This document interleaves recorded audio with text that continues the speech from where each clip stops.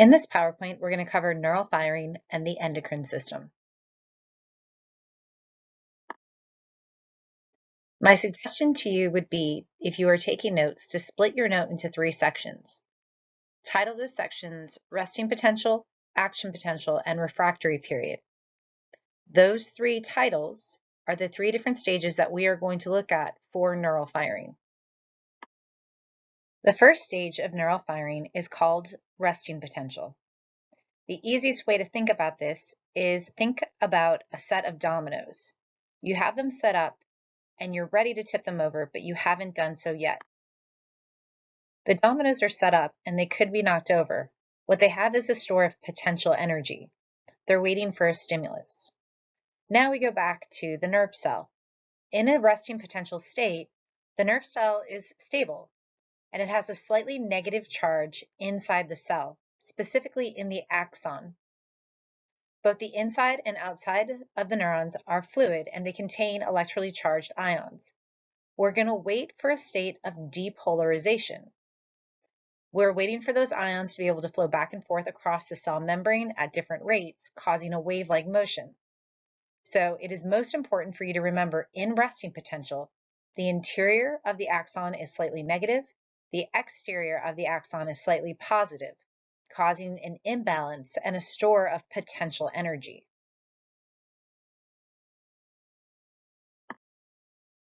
This is an enlarged view of what I had previously been talking about. The cell is in its resting potential. This means that it is ready to fire, but it hasn't received any stimulation in the form of neurotransmitters.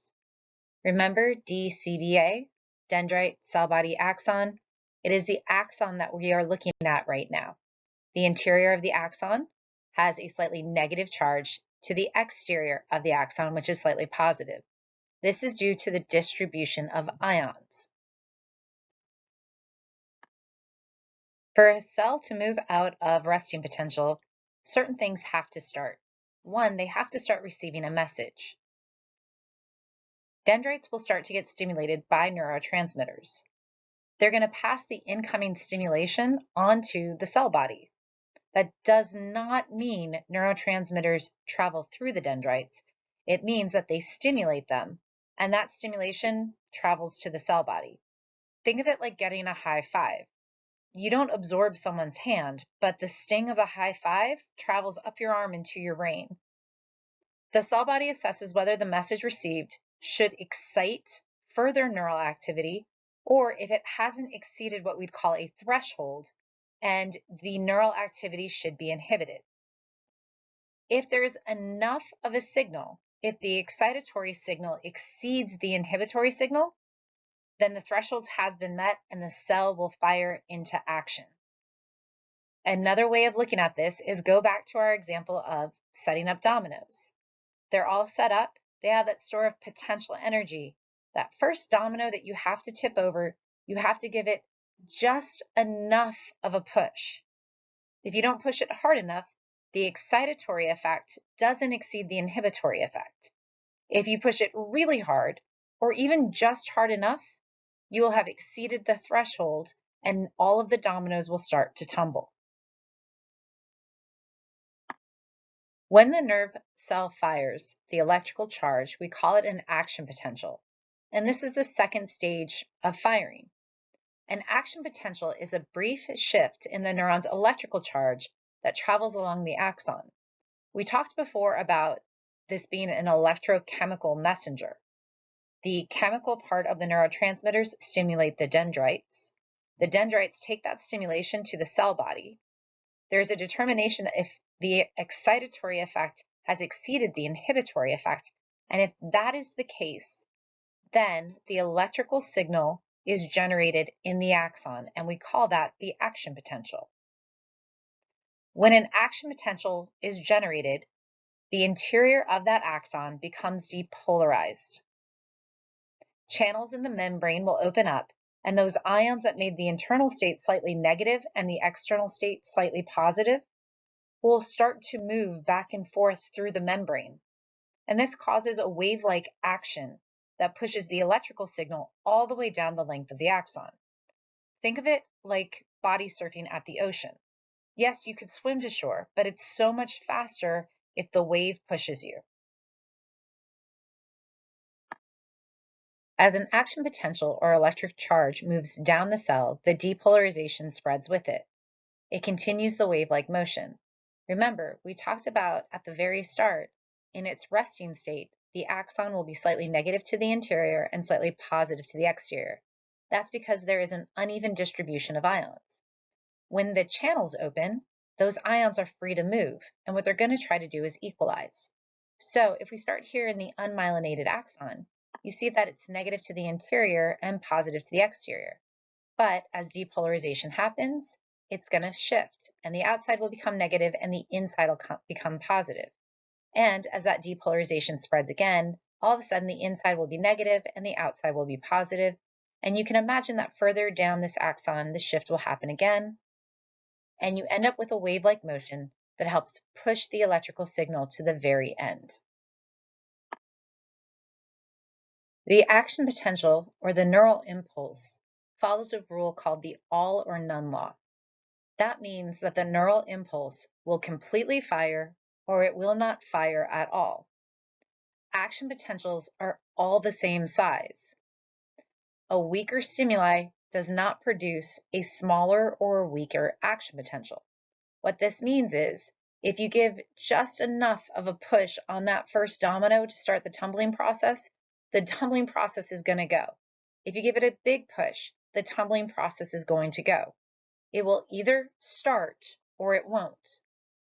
It's kind of like imagining firing a gun. It doesn't matter if you pull back the trigger fast or slow, the projectile will come out at the exact same intensity.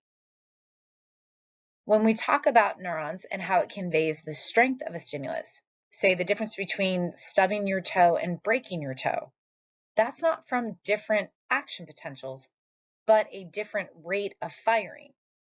So think of shooting a revolver where you can shoot, shoot, shoot, shoot, and you look at a paper target and there's a couple of holes in it.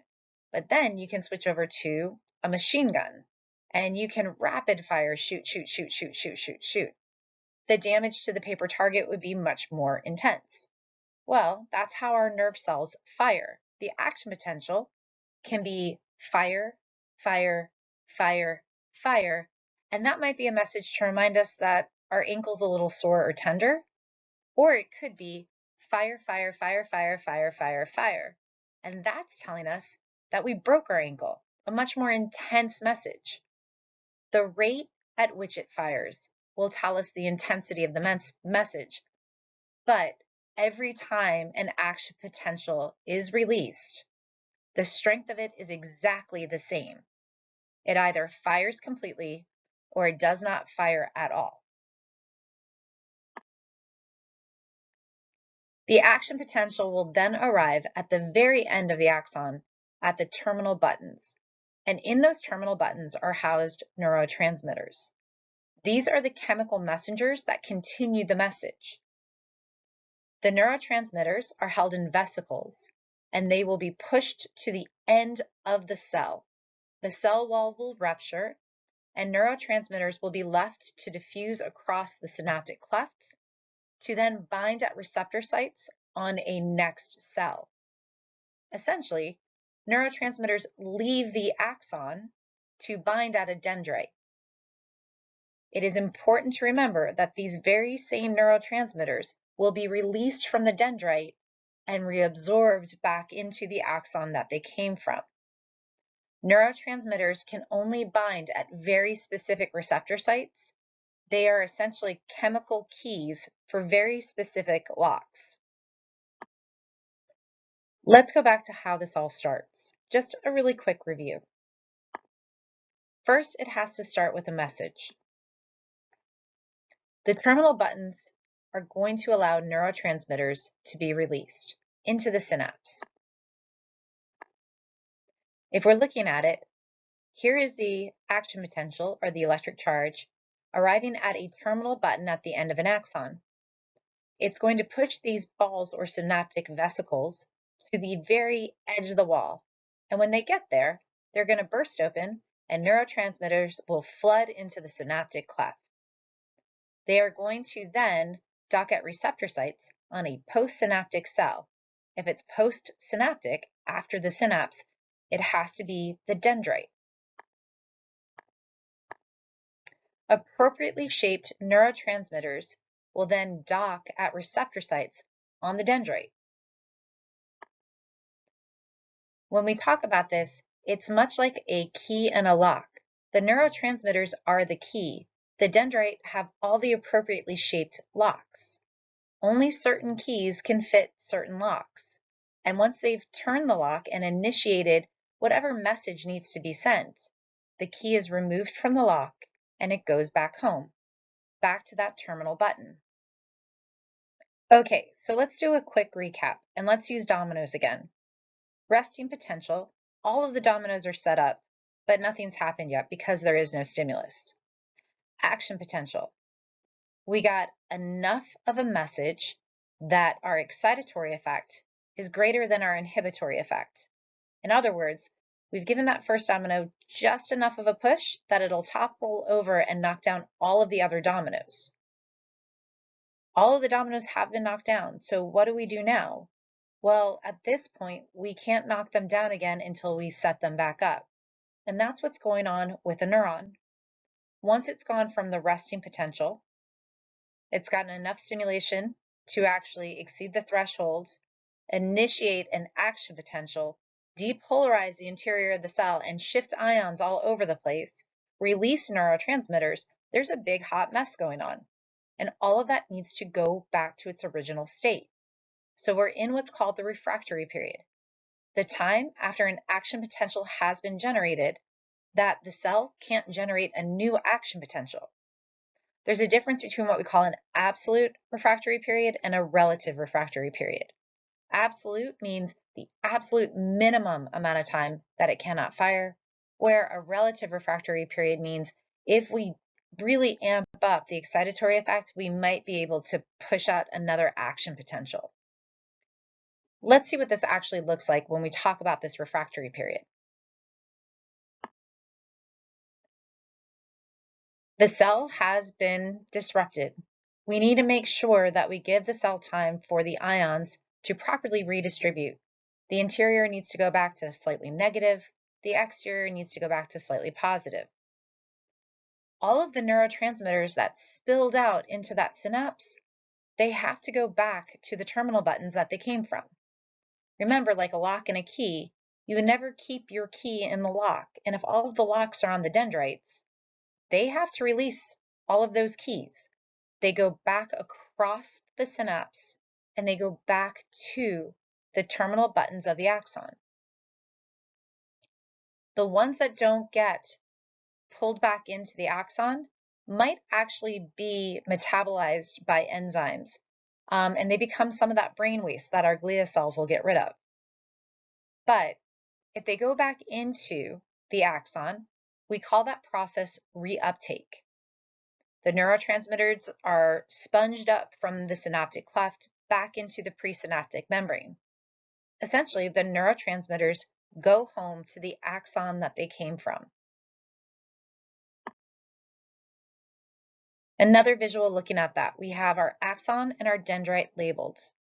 Our axon is going to be our presynaptic, before the synapse, and our dendrite are postsynaptic, after the synapse. The red balls are your neurotransmitters that have been ruptured and kind of thrown into the synapse. They will momentarily attach at the receptor sites on the dendrite. This is now sending stimulation to the cell body of that neuron. But those balls have to go right back to the sending axon. So they're released, they float around in the synapse, and in the process of reuptake, they are reabsorbed into the terminal button of the axon to be stored back in their vesicles. Any of the neurotransmitters that don't go through this process are going to be destroyed by enzymes. They'll be turned into waste, and glia cells will help shuttle them out of our brain while we sleep most often. We talked about this through the dominoes example. Another way of thinking about it is, strangely, flushing a toilet. If you walk up to a toilet, it has the potential to be flushed. Everything is set up exactly how you need it to be. But for anything to happen, you actually have to flush the toilet. That means that you have to take that little toggle and push it. So you have to push it far enough that it actually engages the toilet, much like the action potential. Then everything goes into motion. You have the swirling water, the emptying, all of that stuff happens. Once it's happened, you cannot flush the toilet again. It needs to go back to its original state. So the action potential has happened, and now it's in its refractory period where everything is starting to reset. Quick review. What are the 3 stages of neural firing? Resting potential, action potential, refractory period. What should you know about a neuron at rest? A neuron at rest has an interior state that is slightly negative in the axon to a slightly positive exterior. This essentially sets up the potential energy that can later become kinetic. What role do each structure of the neuron take in firing? Well, the dendrites receive stimulation. They send the stimulation to the cell body. The cell body has a threshold. When the threshold is met, the axon becomes depolarized, allowing ions to move. An electrical charge, known as the action potential, continues down the axon, with the ions making it move faster. Once it reaches the very end of the axon at the terminal buttons, that electrical charge pushes out neurotransmitters into the synapse. Those neurotransmitters then go to a next set of dendrites and binds at them. Where does the action potential take place? In the axon. What rule impacts the action potentials? The all or none rule. You either have an electrical charge or you don't. It's kind of like walking over to a light switch. You've either switched the light on or the light is off. There's no halfway to turn on the light. What happens to the neurotransmitters? Well, during the refractory period, the neurotransmitters are released from the dendrites back into the synapse, and they are reabsorbed through the process of reuptake back into the terminal button of the axon that sent them. Or enzymes will consume any of the leftover neurotransmitters. Here's just another way to look at it. You have your presynaptic and postsynaptic. The area that we're concerned about is where those 2 things meet. So that little synapse, we will have the release of neurotransmitters when the action potential makes it to the end of the terminal button. Those neurotransmitters will stimulate a dendrite, but then they have to be released and they have to return to the axon. We've talked through the process of firing a neuron, and now it's kind of important to understand what are the different chemical messengers that you guys are expected to know. There are far more neurotransmitters than what we have in the list that you guys need to know. But these are the ones that you do in fact need to know. Neurotransmitters impact your mood, your memories, mental abilities that you have in all regards of cognition. They can be impacted by drugs, diet, and environment. They don't operate in isolation. They often interact together, and the effects vary with the receptors that they stimulate. So this isn't an absolute rule. We're getting to know some of the very general neurotransmitters. The first neurotransmitter that we're going to talk about is dopamine.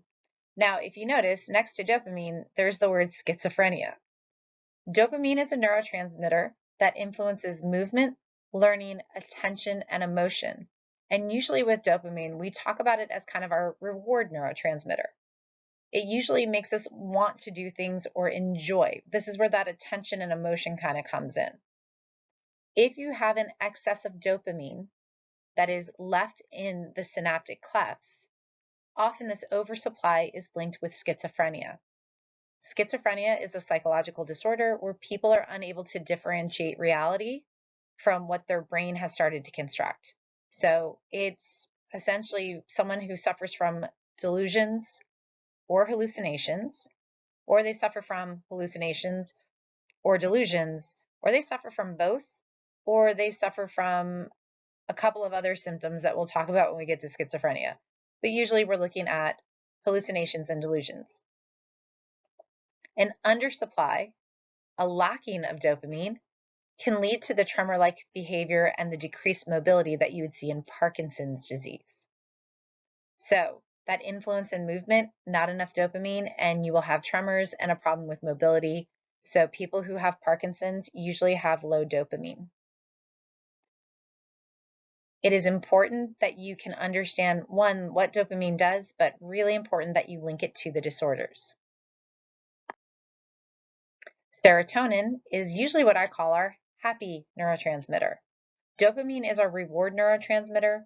Serotonin affects our mood, hunger, sleep, and arousal. Again, most often we talk about serotonin, we talk about what happens when there is an undersupply, and that's usually linked to depression. Norepinephrine, that one helps control alertness and arousal, like being alert. Also with norepinephrine, an undersupply can cause depressed moods. What I will tell you is that you want to know serotonin with depression. Norepinephrine is not going to be one that we talk about as heavily. Acetylcholine is another big one. Acetylcholine enables muscle action. It's your central nervous system muscle kind of generator, learning and memory. So choosing to get up and walk and remembering that you need to lock the door, a lot of that is going to be fueled by acetylcholine. However, in Alzheimer's disease, the neurons that produce acetylcholine seem to deteriorate. What does that mean? Well, people with Alzheimer's disease usually start to have a problem with memory, and then later they'll have a problem with mobility as well. So we usually don't talk about that part of Alzheimer's disease, but people become bedridden. So with acetylcholine, remember muscle action and memory, and it's linked heavily to Alzheimer's disease. Endorphins are one that I really like to talk about because endorphins are your body's way of dealing with pain. They don't erase pain, they make pain tolerable. So endorphins are going to influence the perception of pain and pleasure. Usually we're talking about it as our brain's natural painkillers. The interesting thing is that opioid drugs can suppress the body's natural endorphin supply. What do I mean by opioid drugs? Well, that's heroin, that's morphine. That can be a lot of the painkillers that we get when we have surgeries. So doctors are very careful with the prescription of these because if you get addicted and you take too many of them, your brain stops producing its own endorphins. If you know any really long distance endurance athletes, if they've ever done something where they say they ran through the wall, and what they mean is their entire body was in pain, but they just kept going, they ran through it, and then they started to feel euphoric. Well, that's called a runner's high. That is the brain bathing itself in endorphins to help deal with the pain. When women are pregnant and they have natural childbirth, they're often told you'll have a huge high from this because to deal with the pain of childbirth, the brain will produce a lot of endorphins. I will tell you, it is not enough to erase the pain. It's meant to mitigate it. A new one for us is something called substance P. And it's lovely because it essentially gives you a hint to what it has to deal with. Substance P is involved in pain perception and our immune response. So if we have an oversupply of substance P, it can lead to chronic pain. We see about 3 times the amount of substance P in people who have fibromyalgia. Fibromyalgia is a disorder where a person experiences pain but doesn't have any physical reason for the pain. And we're starting to learn that it is an excess in this neurotransmitter that is sending a pain response to the brain when there really shouldn't be a pain response. GABA and glutamate are kind of unique. GABA is the major inhibitory neurotransmitter. In other words, sometimes we don't want a signal sent. So GABA or GABA, an undersupply of this can lead to seizures, tremors, and insomnia, but its major job is to inhibit signals. Glutamate is our major excitatory neurotransmitter. And so when I see the word glutamate, I see the idea of glucose, so sugar. So I think sugar high. An excess of this neurotransmitter or an oversupply can produce migraines or even possibly seizures. Glutamate might be released with, say, dopamine to enhance a dopamine message. Its job is to excite and get the neurons kind of involved in firing. It's also involved in memory. This is just a really quick chart for you to look at for the neurotransmitters that you should know, what they are supposed to do for you, and then the related diseases and clinical conditions. You should know all of these.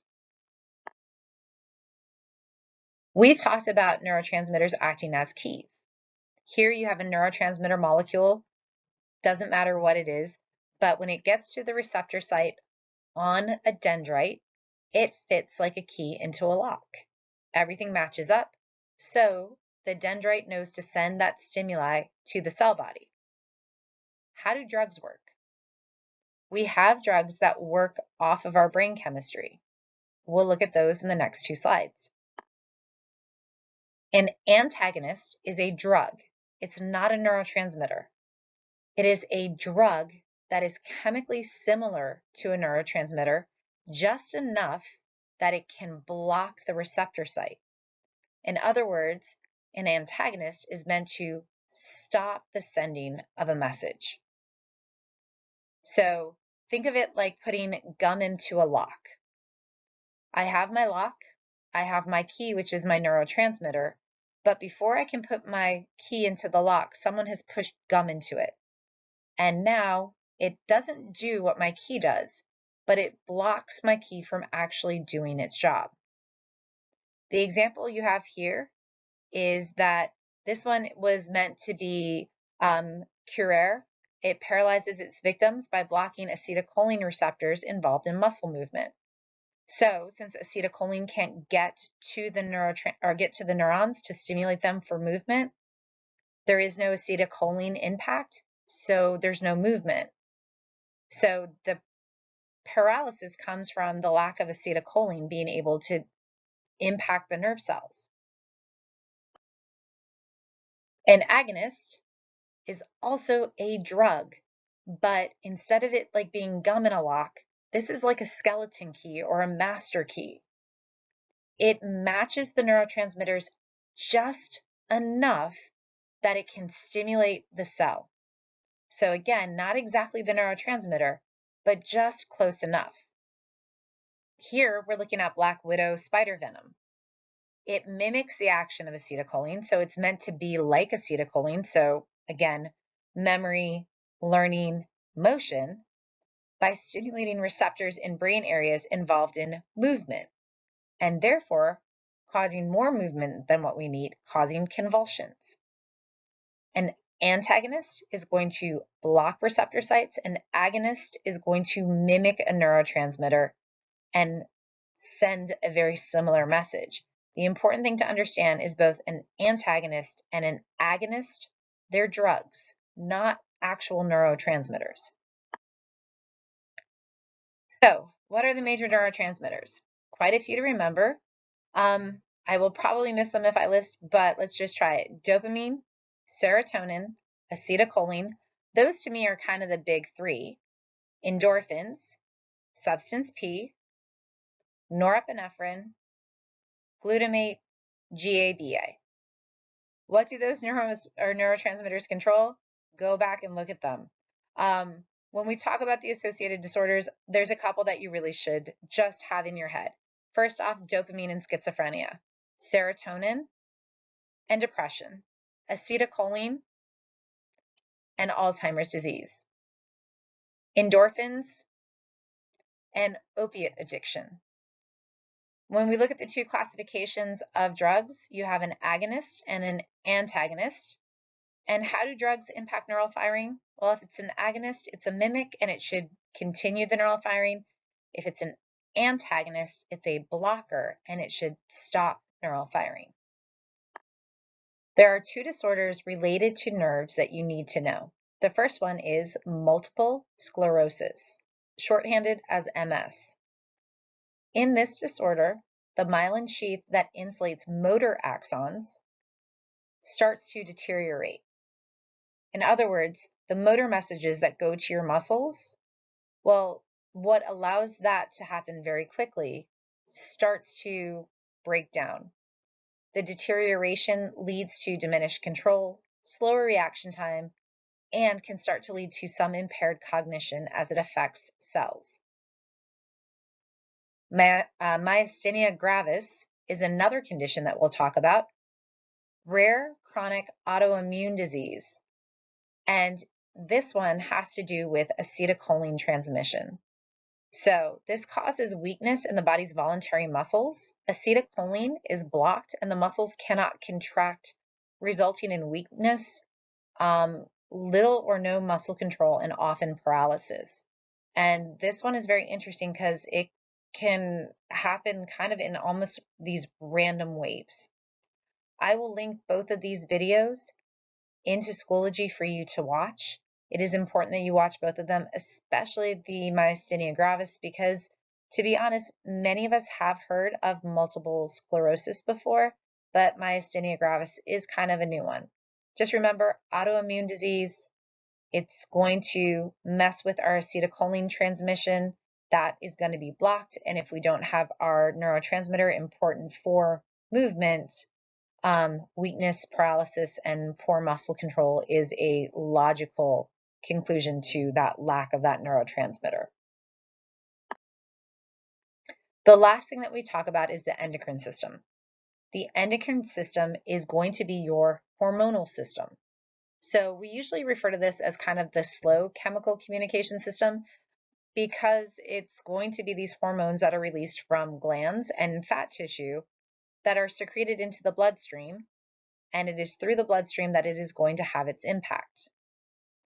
Hormones are the chemical messengers that are manufactured by endocrine glands and, like I said, travel through the bloodstream. This is a slower message and a steadier message, and it tends to last longer than the neural message. We talked about in the peripheral nervous system, specifically the autonomic, how your sympathetic system would react to almost getting into a car accident or being, hunted by a shark in the ocean. And we talked about the fact that you could get the adrenaline shakes. Well, those shakes after almost getting into a crash take longer to resolve themselves, but also sear themselves in our memories a bit more than how quickly our pupil dilation goes back. You do not need to know all of these hormones. In fact, there's a very specific list, but adrenaline in your adrenal glands, the pituitary gland, those are going to be two that we will talk about. Your pituitary gland is known as your master gland. It's located in the brain and controlled by a structure called the hypothalamus. We will talk about the hypothalamus. This master gland is really influential in producing growth hormone. It also influences when other hormones are going to be secreted, and it produces my favorite hormone, oxytocin. I know that's weird to hear someone say they have a favorite hormone, but it's called the cuddle drug hormone, and it has to do with bonding and connection, and it's kind of almost like in huge amounts of excess when mothers are with their kids. It's really kind of cool. So oxytocin is a hormone that you guys need to know, found in mammals, and it's associated with bonding. So when you hold a baby and you just love on them, you're flooding their brain, but also your brain with oxytocin. Unless you're a dad, and this is kind of cool. If you're a dad, horseplaying with your kids actually releases greater amounts of oxytocin. And that's because that's how dads bond with children. It is also released when we share empathy, when we don't try to think about how someone feels, but we try to feel it as if we were them. And it's there when we build trust. It has many functions in both sexes. When we look at reproduction, it can initiate contractions before birth and the release of milk. In pair bonding, Early attachment between mothers and their infants, as well as the bonds between romantic partners, are due to oxytocin. Sexual pleasure, parental behavior. So, especially maternal behavior, moms, we get this kind of like lovey rush when we get to hug our kids. I've even taught both my kids what an oxytocin hug is. Give someone a bear hug for about 20 seconds. Their brain will start to fill with oxytocin and they will feel a sense of calm. And then social cognition plays a role in our social behaviors and even in fear conditioning. So the idea of not wanting to be isolated or alone. The adrenal glands produce adrenaline. These are going to be located at the top of our kidneys and they are going to increase heart rate, blood pressure, blood sugar, and we'll see this often in our fight or flight responses. Because it can be easily measured through saliva, cortisol levels, which is also a stress hormone, is a common operational definition of stress. So it's not the same thing as adrenaline. Cortisol is a different hormone, but these are really kind of important indicators of where our body is at or what our body is going through. So neurotransmitters are great, but don't sleep on the endocrine system. All right, really quick review. The proper name of the hormonal system is the endocrine system. What is the gland that is considered the master gland? It's the pituitary gland. Which structure of the brain is important in regards to the hormonal system? That would be the hypothalamus. What were some of the other neurotransmitters that we talked about? Oxytocin, adrenaline, growth hormone, cortisol. Those are all going to be pretty important. Later in additional lessons, we're going to talk about 3 more hormones. We're just not going to talk about them now. We'll talk about melatonin. Many of you guys have heard about this in relation to sleep. We'll talk about ghrelin in relation to hunger. And we'll talk about leptin, which is also part of hunger. Those will be discussed in more depth in later lessons. Any of the LinkedIn videos will be available in Schoology. They're all YouTube videos. You should have access to them, but I will make sure that they are linked in separately. Thank you for your time.